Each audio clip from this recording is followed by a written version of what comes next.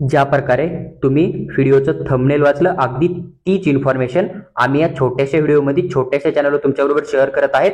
आपण जर एक ऑब्झर्वेशन केलं असेल लास्ट इयरला किंवा यावर्षी पण आपण काही कॉलेज बरोबर कॉल केला असेल किंवा काही कॉलेजचं फी स्ट्रक्चर बघितलं असेल किंवा जे मुलं लास्ट इयरला ऍडमिशन घेत आहेत त्या मुलासोबत जर आपण चर्चा केली असेल तर आपल्याला राज्यामध्ये बरेच असे कॉलेज असतील जे की बीडीएसचे असतील, एमबीबीएसचे असतील, बीएमएसचे असतील, फिजिओथेरपीचे असतील, बीएससी नर्सिंगचे असतील किंवा अजून एखाद्या कोर्सचा असेल, ते तुम्हाला ज्यावेळेस सीट अलॉटमेंट होतं, कॅप राऊंड 1 असेल, कॅप राऊंड 2 असेल, कॅप राऊंड 3 असेल, स्टे वॅकन्सी राऊंड असेल, कोणताही ऑनलाईन राऊंड असो, कोणताही कोर्स असो, जर तुम्हाला एखादं कॉलेज अलॉटमेंट झालं ना, तर काही कॉलेज असे की ते तुम्हाला स्टार्टिंगला बोलताय तुम्ही रिझर्व्ह कॅटेगरीमध्ये आहे, तुम्ही मुलगी आहे, तुम्हाला फ्री एज्युकेशन लागू होतं, पण ते कॉलेज असं बोलतं की तुम्ही आम्हाला जनरलची फीस भरा, बाकी स्कॉलरशिपचं तुम्ही आणि स्टेट गव्हर्नमेंट जे आहे ते दोघं जण बघून घ्या. जर तुम्हाला स्कॉलरशिप मिळाली तर आम्ही अमाऊंट रिटर्न करू, पण आता स्टार्टिंगला ज्यावेळेस रिटेन्शन फॉर्म भरणार आहे किंवा कॉलेज जॉईन करणार आहे ना, तर तुम्हाला जनरल कॅटेगरीची फीस द्यावी लागेल.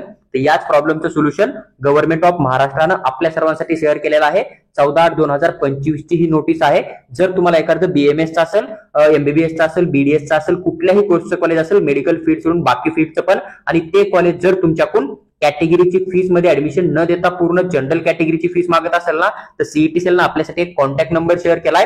त्या ठिकाणी यांनी मेन्शन केलंय की जर तुमच्याकडून कोणताही कॉलेज तुमच्या कॅटेगरीची फीस सोडता जर एक्स्ट्रा फीस घेत असेल किंवा जर एक्स्ट्रा चार्ज लावत असेल आणि ते जे आहे ते पैसे देणं कंपल्सरी बोलत असेल, तर तुम्हाला या नंबरवर जे आहे ते कॉन्टॅक्ट करणे. सीईटी सेलने त्यांचा ऑफिशियल कॉन्टॅक्ट नंबर शेअर केलेला आहे. सकाळी 10 वाजल्यापासून संध्याकाळी 6 वाजेपर्यंत तुम्ही या ठिकाणी कॉल करू शकता. फक्त तुम्हाला सुट्टीच्या दिवशी कॉल करणं नाही, ही गोष्ट लक्षात ठेवा. आणि तुमचा जो प्रॉब्लेम आहे ना, त्या नंबरवर कॉल करून तुम्हाला शेअर करणे.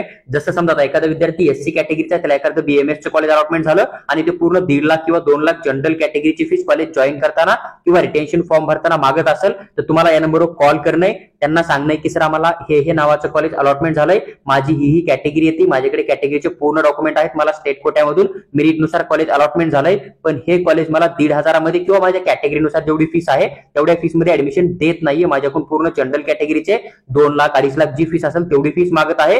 हा तुमचा प्रॉब्लेम त्यांना शेअर करणे, तुमचं नाव, तुमचा रँक आणि तुम्हाला जे कॉलेज भेटलंय त्या कॉलेजचं नाव वगैरे. मग या कंडिशन मध्ये सीईटी सेल स्वतः कॉलेजवर कारवाई करून तुम्हाला जे आहे ते तुमच्या कॅटेगरीच्या फीस मध्ये ऍडमिशन करून देण्यासाठी 100% मदत करतं. त्याचबरोबर जर तुमचा कॉल कनेक्ट होत नसेल आणि कॉल लागत नसेल ना, तर तुम्हाला एक तिकीट जे आहे ते सीईटी सेलकडे सेंड करणं आहे. तर तिकीट तुम्हाला कसं सेंड करणं आहे, सगळ्यात अगोदर जी सीईटी सेलची ऑफिशियल वेबसाईट आहे ना, तिथे तुम्हाला जाऊन लॉग इन करणं आहे.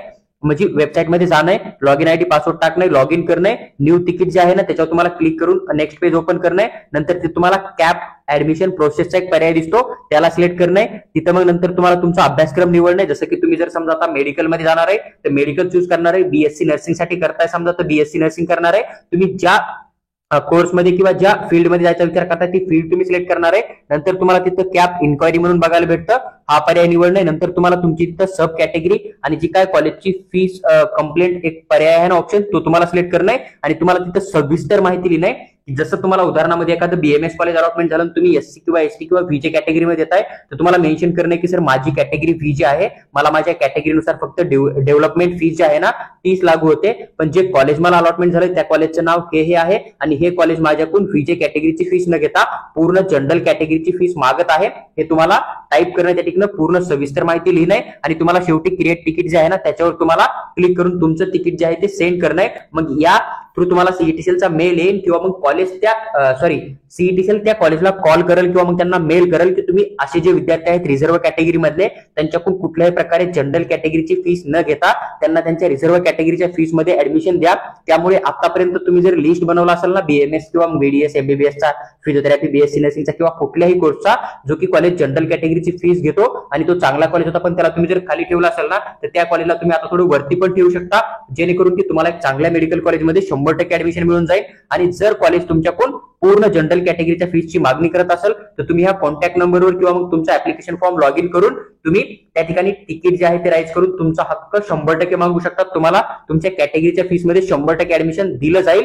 जर तुमचा काही डाऊट शिल्लक असेल तर तुम्ही कमेंटमध्ये कमेंट करा, आम्ही या प्रॉब्लेम बद्दल तुमचा डाऊट सॉल्व्ह करण्याचा नक्की प्रयत्न करू. त्याचबरोबर जर तुम्हाला DPT medical consultancy through paid counselling किंवा पर्सनल गाईडची रिक्वायरमेंट असेल तर तुम्ही आम्हाला व्हॉट्सअपवर मेसेज टाका, आम्ही तुम्हाला त्या संबंधित पूर्ण इन्फॉर्मेशन शेअर करू.